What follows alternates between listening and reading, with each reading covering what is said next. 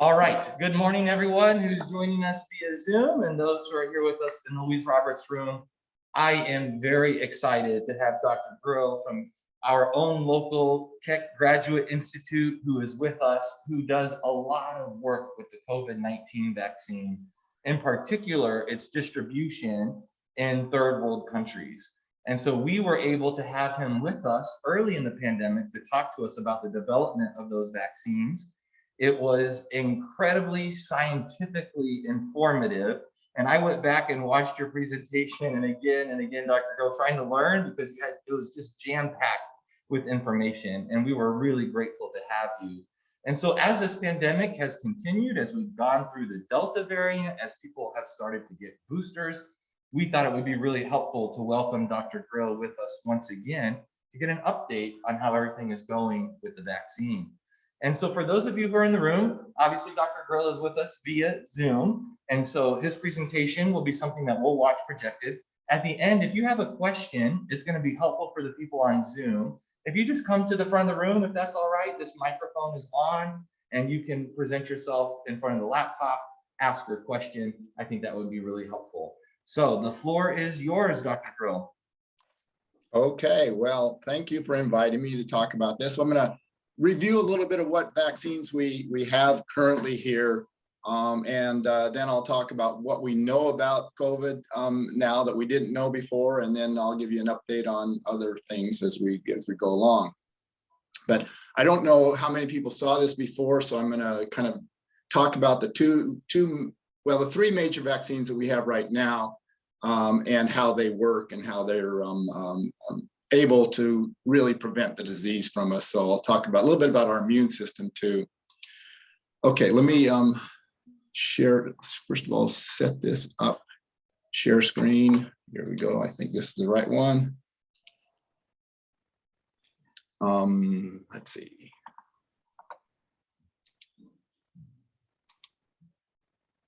Okay, are you seeing just this one picture on the screen? We see it very clear. Okay. Well, this is going to be kind of a funny situation. So outside my office here, I have a tree, and it drops these things on the ground. Every time I walk by, all I can see is the SARS-CoV-2 virus. I don't know about anyone else, but maybe it's just me. But that's it's kind of one of those awesome things that I always see and get excited about. Okay, so first of all, let's just go through what our cells do, so we'll know what the vaccines do when they get in there. This is a generalized cell, and every cell that we have has a nucleus. It contains your genetic material, your DNA, and from that DNA, we're going to have to make proteins that are going to give us the color of our eyes, help us prevent disease, give us skin, give us heartbeat, all that kind of stuff. But what it comes from is this information is taken into what's called messenger RNA. And I know you've all heard the term messenger RNA now, because now we have vaccines that use this standard technology that's in our cells to make spike protein that's going to train our bodies to fight disease. So this is a normal cell, boom, RNA proteins, and that does everything in your body. It makes enzymes that degrade sugars, enzymes that metabolize and change things for us to the better and help us get stronger, etc. When a virus comes in, though, it shakes things up quite a bit. So when a virus comes in, and by the way, when a virus goes in the cell, basically that cell is going to be history. So the virus is going to almost always kill that cell within a certain amount of time. But what it likes to do is likes to stop letting the cell make its own messenger RNA, because it wants to start making itself. It wants to duplicate itself a whole bunch of times. So now we've shut off the messenger RNA making of the cell. We've shut off the proteins for making the cell, but this virus is starting to make its own messenger RNA. So we'll call it the virus messenger RNA, and it's going to make virus proteins. and it's going to make more viruses, and then it's going to kill this cell, and then these viruses are going to go on out to infect other cells of your body. So that's how it goes from cell to cell. However, before that poor cell is going to die, it's going to start sending out information. Hey, I'm infected. I think I know what's going on here, but I'm just going to start warning my body that we have a problem here that we have to fix. So what it does is, as these proteins are being made by the virus, and these viruses are being shed and go out into your bloodstream, it's also last dying gasp is throwing proteins on its surface that are the proteins from the virus saying, hey, take a look, recognize this, learn what it's all about, and let's go after the viruses that are still in the body. So it's doing that. But the fighters in this battle are going to be your immune system. And so the immune system is going to be the goal of the vaccines that we're making also. So that's where we're headed. So part of the immune system, you've heard the word antibodies, and we'll talk about some therapies with antibodies and things like that. But antibodies are very specific. So this is going to be the SARS-CoV-2 virus, and this is going to be an antibody. So all antibodies are shaped like a Y, and this tip is going to actually get specific. It has specific knowledge of this spike protein, and it will bind it. This becomes important later on when the virus has been able to initially get away from your immune system. It's a way to reignite it and get your system to go back after it. So here's a SARS-CoV-2. Here you can see antibodies that are going to be binding to that SARS-CoV-2 as we develop immunity. So there's three major players in your immune system.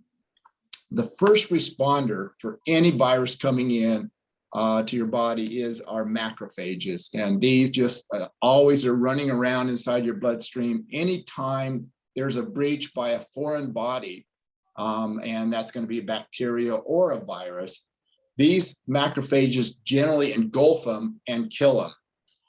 But there's some viruses that are pretty smart, and they'll actually go inside of the macrophage and actually start replicating. So that catch you unaware. So viruses have a lot of neat little tricks. I say neat little tricks because that's pretty smart for them, but we don't like it because those neat little tricks will actually evade our first line defense, the macrophages. In the case of most viruses that you're going to see in your life, and you're going to see a lot of them, but the macrophages will take out most of them, except those that are very smart, the ones that we now call disease. So here's the backup team. That's our B cells and our T cells. And these have two major activities, different activities. This B cell backup, white blood cell, is going to basically target any viruses that are in your serum, so inside of your blood. Any free virus out there, it's going to target that. This T cell is going to go after cells that are infected. And so I've told you that the cells that are infected are going to die anyway. This T cell is going to go speed that process up and try to kill that cell before any more viruses are made. So this is our three major players in the immune system in a fairly simplified view of it. So again, here's the first responders, the macrophages, trying to take up any virus or any bacteria. Unfortunately, as I said, there are some viruses that have developed ways to evade this first responder to the disease, and that's when we have to go to our backup. And so the backup are going to be these B and T cells that I just described. They have two, as I said, these T cells or B cells are going to start making antibodies very specific to this spike protein of the SARS-CoV-2. And then after it identifies it, these cells are going to start replicating, and they're going to start throwing antibodies out. And so now you're going to have these free-floating antibodies that are specific for the SARS-CoV-2 spike protein. And that's really advantageous because it's going to give our the macrophages a second chance to go after the SARS-CoV-2 virus. And the way it does is, now that we've targeted the surface protein with these antibodies, now this macrophage, which missed it before, now says, oh, now I got it. And not only that, but it's bound so tightly that this virus isn't able to cause infection. So these macrophages can eat and destroy the viruses. So now this has happened. In the T cells, now remember that I've told you that the cells that are infected are starting to put surface proteins, or put virus proteins on the surface to kind of let cells know. And it's going to be T cells that are going to recognize these proteins, foreign proteins, and is going to kill this cell that's infected. So here's the infected cell, here's the T cell, and it's going to go bind to it and it's going to kill it. So it's going to kill also. So what we have here are the B cells are going to start getting rid of all the viruses, SARS-CoV-2 viruses in the serum of your blood. And then the T cell systems are going to go kill all the cells that have a virus growing in them. So get rid of them. So we're actually battling on two great fronts. The problem with this, the B cells and T cells, is it takes a few days to train them and to amplify them in a high enough amount to start doing damage to the disease. But that's the response that we really want to get ready. So again, once these things are out there, they can do a great fight against the virus.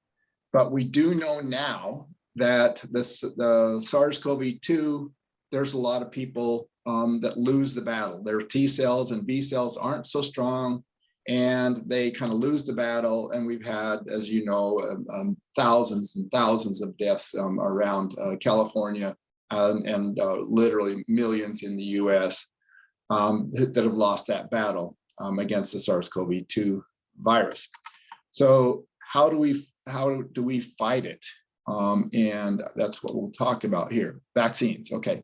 So right now, you know, the 3 vaccines that we have in the SARS, for the SARS-CoV-2, and that's going to be the Johnson & Johnson, and also the 2 mRNA viruses, which are called the Moderna and Pfizer, for a simple way to do it. And here's the 2 of them. So here's what we call the live recombinant Johnson & Johnson.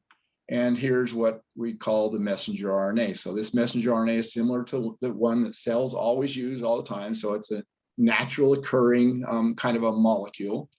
And this is a virus, but it's now been trained, and I'll show you a little bit of what's going on it. These are great, super specific ways to fight a disease, to prepare for a fight disease, because these are not ones that we've been able to make in the past. We've learned a lot over the past 10 years plus on how these viruses can actually work pretty well. Previously, the vaccines that most of you are familiar with are like the flu vaccine. And that's where we just grow up batches of the virus. In the case of flu, we often grow them up in eggs, chicken eggs, fertilized chicken eggs. But then we'll make up lots of viruses and then we'll kill it. So these killed viruses are put into your system, or so inoculated into your arm. But the problem with these is they're dead. They don't go into cells. And so you're only going to teach the B cells, the cells that are going to see live or now killed viruses in the serum. There's not going to be an infected cell because they're incapable of infecting the cell. So we do get a B cell response, which is good. But as you all know, the flu vaccine isn't nearly as effective as the Johnson & Johnson, as well as the mRNA viruses. So in the case of Johnson & Johnson, they're going to take a normal occurring human virus that doesn't really cause much of a disease, usually the common cold. but what they've done is they've taken out a gene that will allow it to replicate. So it's really going to look like a virus. It's going to come in, but it can't replicate because they've taken out that genetic material. But what they've also added back in is the genetic material for the spike protein of the SARS-CoV-2. So here's the SARS-CoV-2. You take the spike protein, put that into this replication deficient cold virus that doesn't cause a cold. And now we have this virus that is unable to replicate, but it's now showing the spike protein. So it comes into your body. Your body takes it in. It says, hey, oh, this is the virus that takes it into the cell.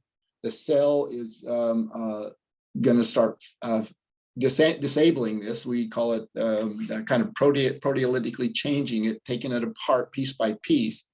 And it's going to do the same thing that we've seen that your body does with any foreign proteins. It starts putting it on the surface. So this cell is not going to die because it doesn't have a virus in it, but it's going to be killed by your white blood cells because the white blood cells are going to think it's infected.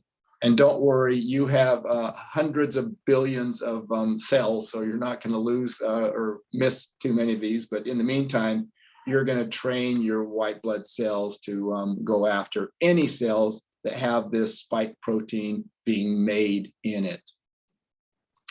So the spike protein being made in it is going to be engulfed and displayed, and you're going to get that same B cell and T cell response that you get with a normal infection. Although again, this infection is not going to continue like your the SARS-CoV-2 that would if it come in. So you're basically getting immunity against the SARS-CoV-2 without using the SARS-CoV-2. You're using this defective cold virus that now has been decorated with the SARS-CoV-2 spike protein. Okay, so again, B cells going to start spewing out the new antibodies that are going to be active and taking out any new infection. And it's also going to have the T cells. But what's also happening while they're doing all this is they're setting aside a bunch of the cells, so the T cells and B cells, as memory cells. And these kind of hang out in memory, and the memory can last years, okay? And that's usually good. For some of us, we know that you need to remind and make more memory cells by getting a booster. And therefore, for tetanus, every 10 years, you have to go get your tetanus booster. But there's other vaccines that you have to go get a booster also. And of course, now we know we need to go for the SARS-CoV-2 booster or the COVID-19 booster to prevent the disease. So this is just showing again how we're going to use the virus or the vaccine to actually trigger our defenses, activate our killer T cells. So that's the Johnson & Johnson. The mRNA vaccines are going to come in as just mRNAs. They're in a liposome capsid, and these get into the cell. They make these proteins that are going to be both spewed out to train your B cell systems and also be presented on the surface to train your T cells. But again, this cell is not going to be taken by a virus, but it's going to start making these proteins. So this cell is going to be targeted by your immune system, and it's going to just essentially take out all the cells that were infected with the mRNA. But in the meantime, it's going to train your system to go after the real infection should it ever come. So you're going to get these memory B cells and memory T cells built up. Just a brief reminder of how these two virus vaccines differ. The Moderna, that's a larger dose. And so you've probably all heard that the Moderna, for your booster, you only need a half dose because it's a pretty large dose because it just goes in, it's a single messenger RNA. It makes the proteins that are going to be presented on the surface and also secretes proteins that are going to be targeted by your B cells and your T cells. So here's the secreted proteins that are going to go out there. Whereas the Pfizer and BioNTech, will go in, and it has a self-amplifier. So it's going to make multiple copies of it. So that's why it's a lower dose mRNA volume. And that's why the second dose you get, or the booster you get from Pfizer, is going to be the same, because they don't give you a heavy dose like they do with Moderna. From what I've seen just in local population, is seems like the people who get Moderna have more of a effect of tiredness, etc., than those with the Pfizer vaccine. But that's not necessarily studies that have gone on that. So let's talk about what we've learned about COVID-19. So we initially thought that this was just like the flu. We thought COVID-19 was the flu, and we thought that it was spreading just like the flu. It's different. And so we'll talk about the differences from the flu. Do masks really prevent it? We'll talk about that. What's the best way to prevent, and what treatments are available, and then also talk about the monoclonal antibodies that we remember that President Trump had when he had the disease. So we'll go over some of those treatments. Okay, here's what we do know. We know that the primary spread is through droplets in the air, and that's the primary way of getting it.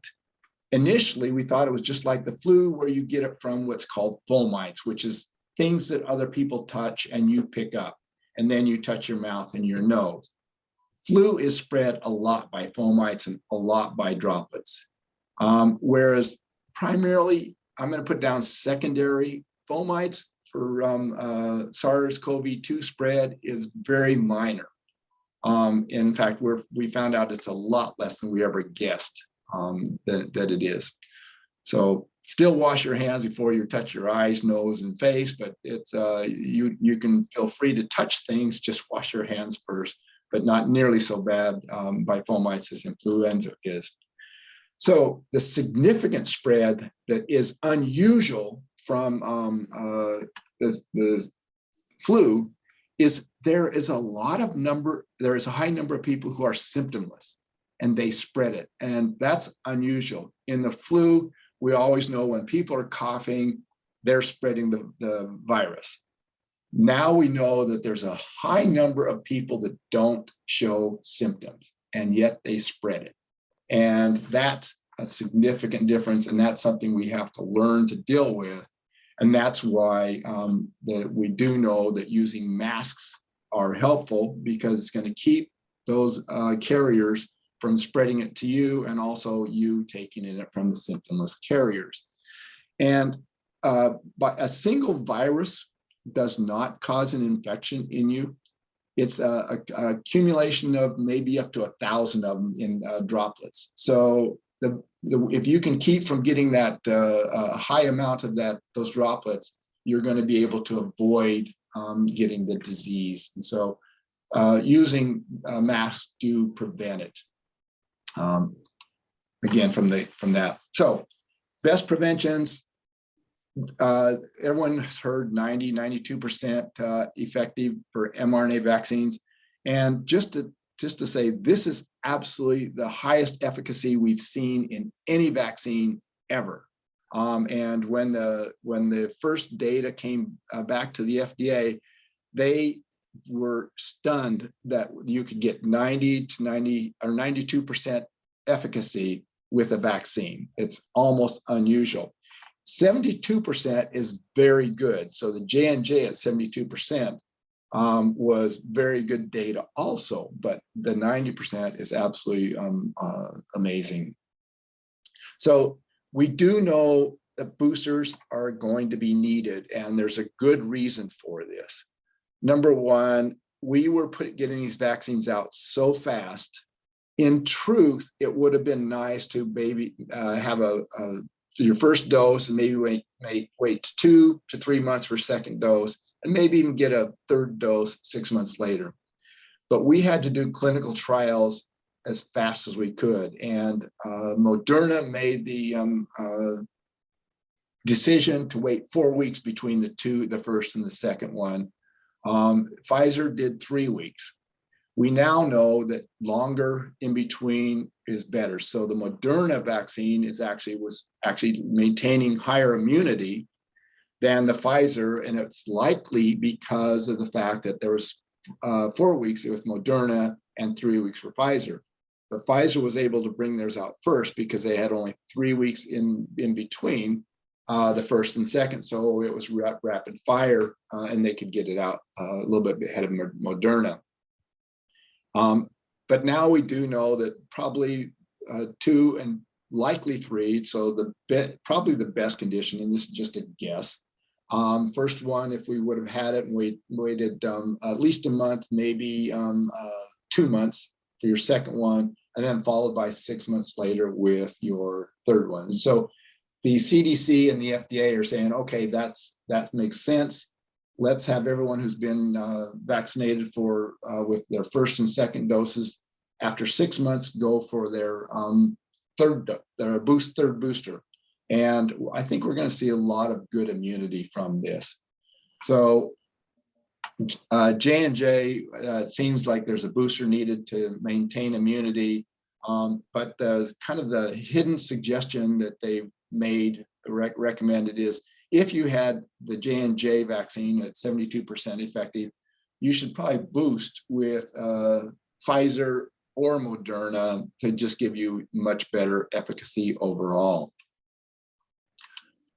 So here's the booster shots recommendation. I know most of you have seen this, but if you haven't, they're saying for Mrna and Pfizer, you need to wait at least 6 months after your second dose. But if you're 65 or older or above 18 and live in long-term care settings, or 18 with underlying medical conditions, and that can include a lot of different diseases, heart conditions, immune problems, and 18 plus who live or work in high-risk settings. So if you're going to be around people or in hospitals, then 18 and above, you should go get your booster also. Johnson & Johnson, because it was only 72%, they're saying everyone 18 or older who received one J&J at least 2 months ago should go have their booster. So that's kind of the recommendations. So what about if you didn't get your vaccine? We do have a couple antivirals, and these antivirals will actually stop the replication of the virus. So stopping the replication of the virus will help you to get rid of the virus. And in the meantime, your immune system will start having been trained. You've all heard of remdesivir because that was the first one out by Gilead that was an antiviral, but it hasn't been used a lot because you have to be in a hospital setting and it has to be infused into you. And infusing means that you have to have a bag hanging from a trolley and drip it into your arm for 20 minutes or longer to get a large enough dose in there. So that's been kind of not in high use because of the difficulty of administering it. This one, you'll see right here, Monoclonal. It's a prescription oral pill. It's not out yet, but they expect it to be out before the end of the year. So within the next month or two, this is going to be out as a prescription oral pill that you can take if you get the disease and you can start fighting it. We do know that corticosteroids will reduce mortality in the hospital patients, but we'd like to avoid having everyone go to the hospital, but they do know that it's helpful. Here's something that's new that really kind of made me laugh a little bit, but it turns out they just finished a clinical trial on people that use fluvoxamine, and that one, some of you know it probably by the name Luvox, but there's also a related one that's also out there that they are trying to follow up to see if it also works. But basically, these are things that are for an antidepressant or for people with OCD. And what they've seen, and they used 1,500 patients, and they looked at them, the people who had the disease, and at least one known risk factor, such as diabetes, heart disease, lung disease, or older. And they took these versus the placebo over a 10-day course. And there was a 66% reduction in hospitalization and 91% reduction in death rates. So that's really substantial. And that is pretty interesting information. So we'll see what recommendations are out for that. But right now, that's just a clinical trial. Let me go a little bit into this monoclonal antibodies. So we've talked about the monoclonal antibodies that can bind the SARS-CoV-2. And we know that this has actually been made by a company called Regeneron, and there's another one by Eli Lilly.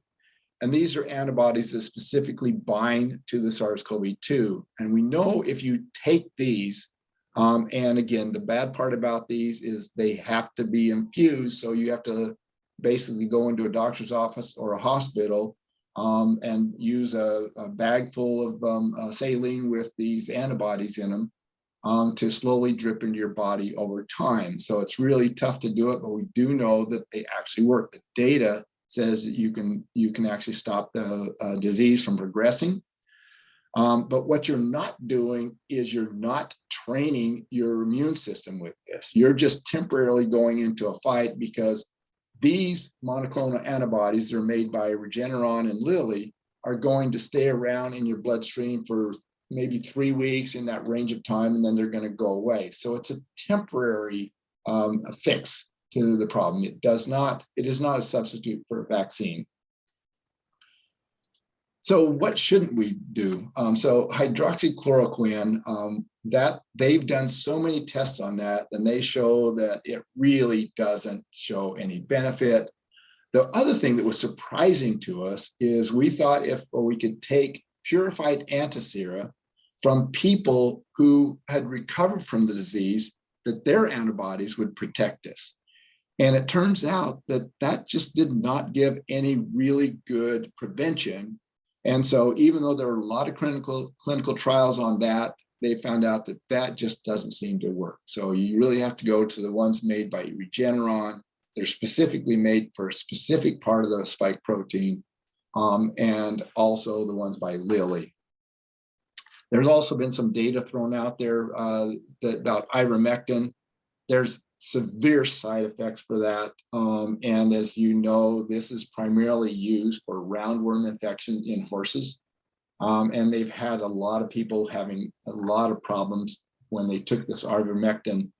I would go back, if people really want to take that, let's take something that's going to be an antidepressant and make life a little more, if you're gonna not do that. Okay, so I want to talk about a little bit about the work that we've done. I described the vaccine that we make in plants, and that is that we take a plant virus, and plant viruses can't infect humans, but we've actually put the surface SARS-CoV-2 spike protein on the surface of our virus. And then we've injected it into animals. We showed that it worked with for another disease for large animals in our field trials in Botswana. And now we've been working on this SARS-CoV-2 spike protein on the surface, and we've injected mice.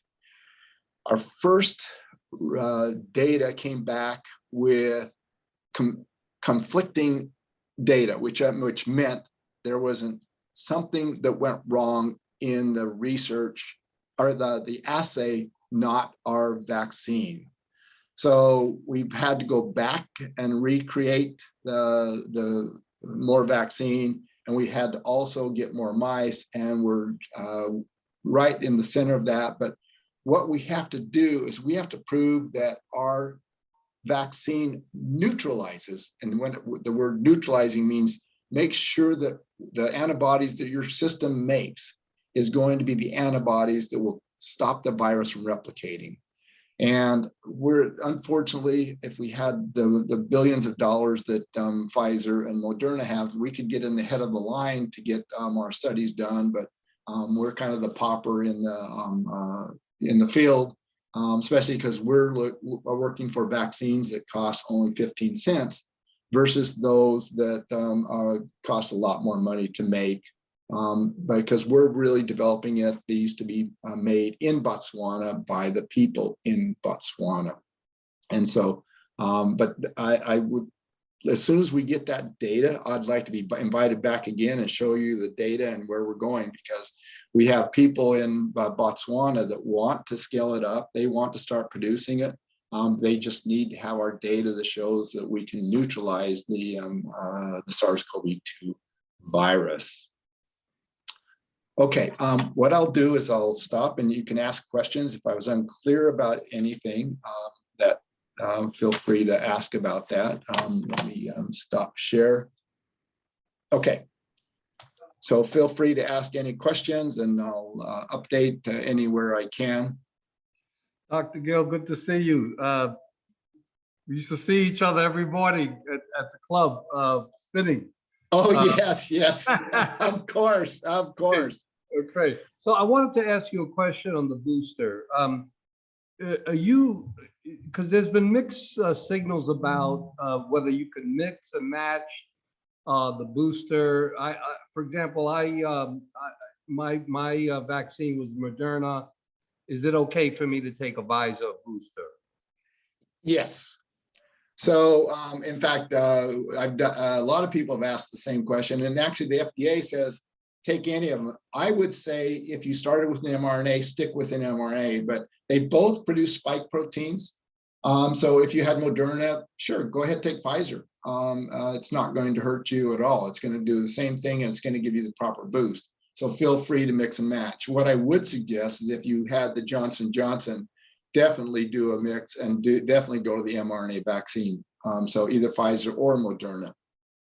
I had Pfizer and I had zero reaction except a sore arm for a couple of days. So I'm fortunate, but you know, some people have more of a response than that and get tired and don't feel well the first day. But I would say feel free to switch. Okay, thank you. Hi, Dr. Grill. Hi. Your first image showed within the cell mitochondrion. Would you please tell us what mitochondrion is and then how it's affected by, if at all, by COVID-19? Sure. So basically, mitochondria are your power. They make the gasoline, if you will, for our cells. So we run by taking a molecule with 3 phosphates on it, ATP, and we use those to turn an engine. They're basically our energy. And so mitochondria, their sole job is to take sugars and make these ATPs or our gasoline. So they're making it to run our body.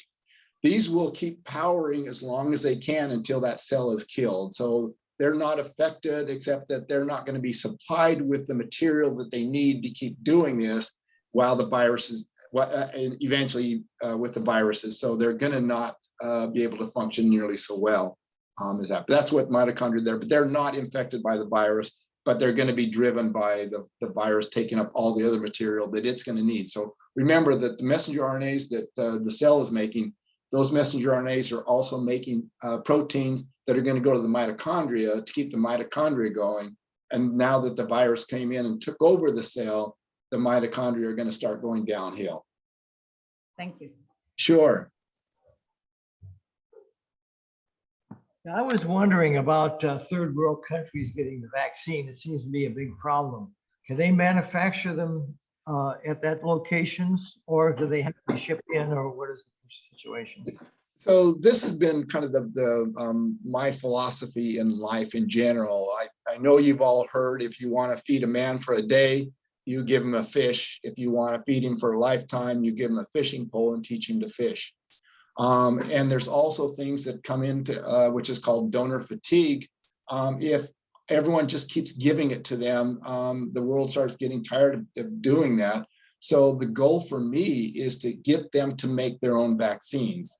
And so the facility and the type of system that we have here, which is growing, and I showed that, I didn't show that in this one, but in the last time I talked with here with the church, I showed the system where you have an indoor greenhouse and you can grow 1 million plants in a single room, and that can make between 5 and 20 million doses per week.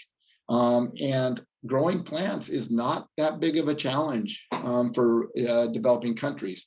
You're not using stainless steel tanks, you're not using all this other stuff, but you're getting very purified plant viruses at the end of the day that are going to be able to be used as a vaccine. And our estimate in full-scale production is going to be about 15 cents a dose.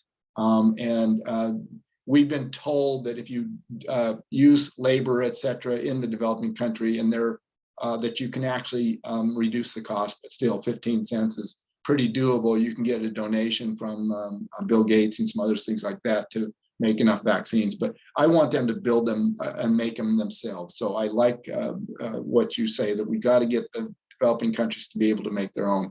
They would love to do it themselves, to tell you the truth. At least my contacts in Botswana, that's what they say they want to do. They say they can't depend on the rest of the world to come and help them. Hi, Dr. Grill. I have a kind of a silly question after your wonderful presentation here. So I've run into a lot of people that have crazy ideas of why not to take the vaccine. But for those people who are saying, well, you know, they are, or they know somebody that is compromised, that they don't want to take the vaccination. Is there any, because that is such a broad spectrum of possibilities. Are there any diseases that would preclude someone from taking a vaccine?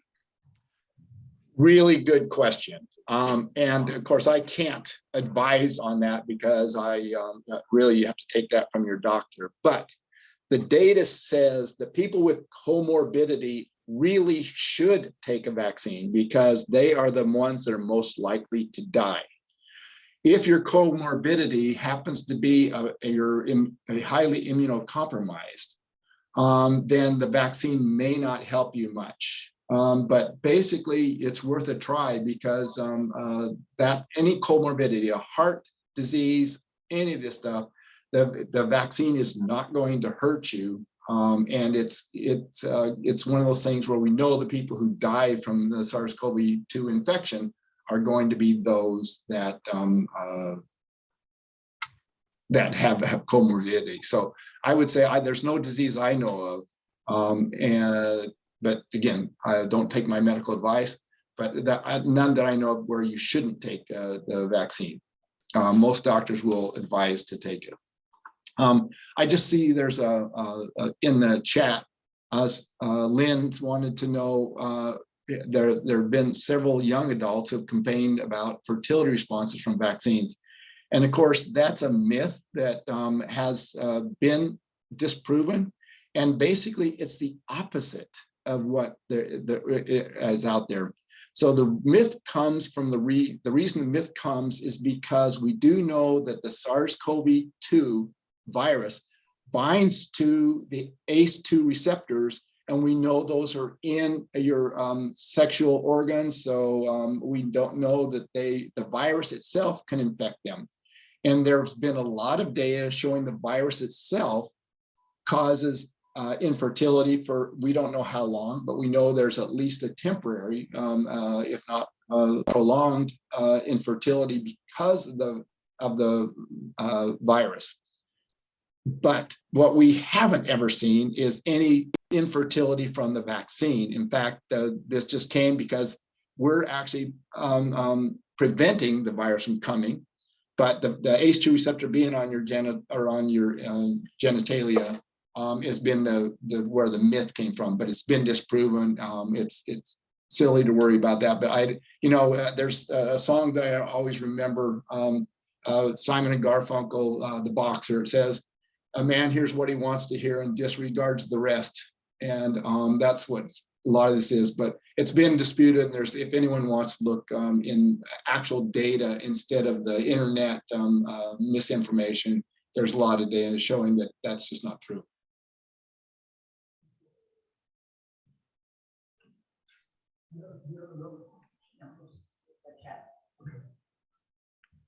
Let me invite anyone from the Zoom audience, just unmute yourself and ask any questions that you may have.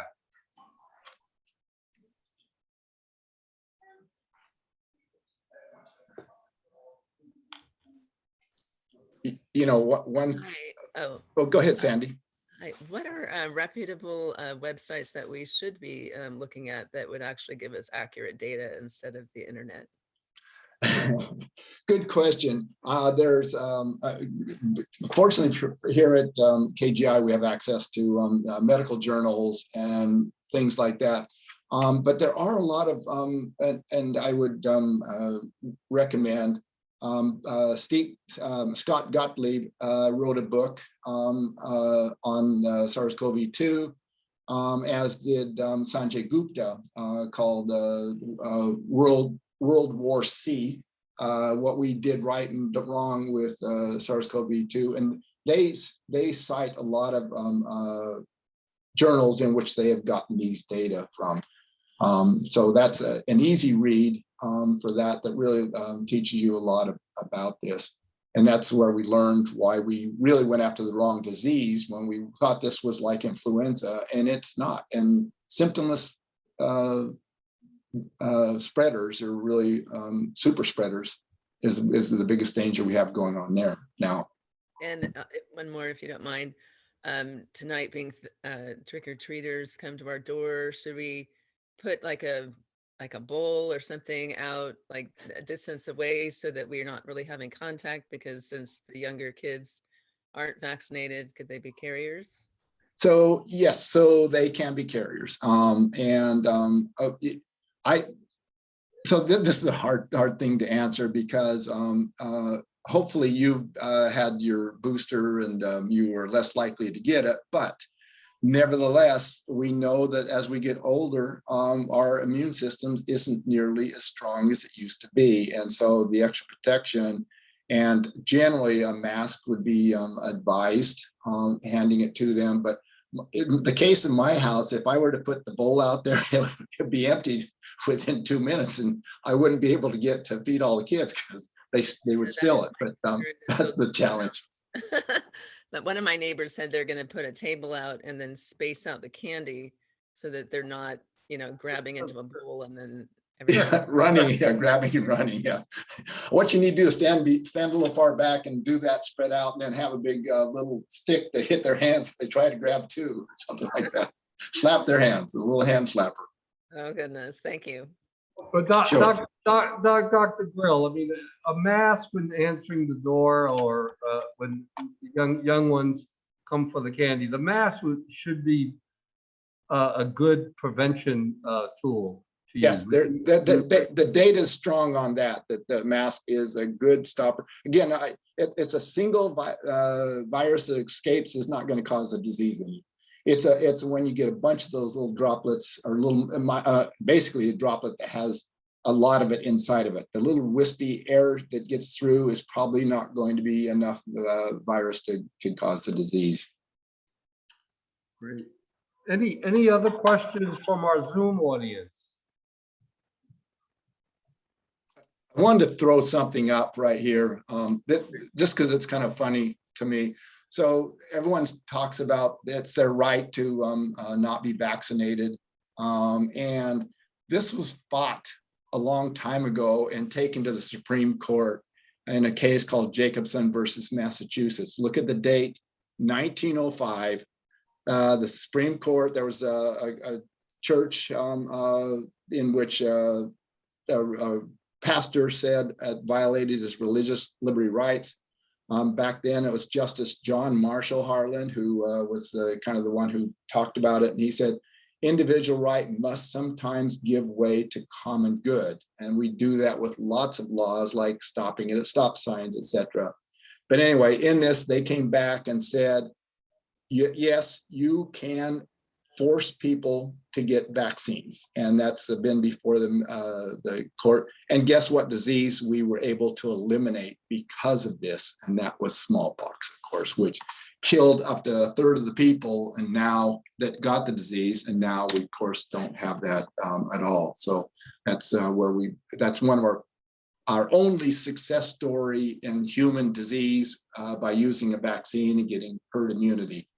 It's going to be a challenge to ever do that again. Thank you. Thank you, Dr. Grill. On behalf of the Adult Education Committee, let me thank you. We're going to invite you back because the information that you provided is just incredibly useful. And actually, as you know, I'm at Cal State San Bernardino. I'm going to see if I send this tape to those individuals who have chosen not to be vaccinated. We're at about 90%, but thank you so much. Sure. Really appreciate you coming. Sure. Thank you. Thank you, everyone. Thank you.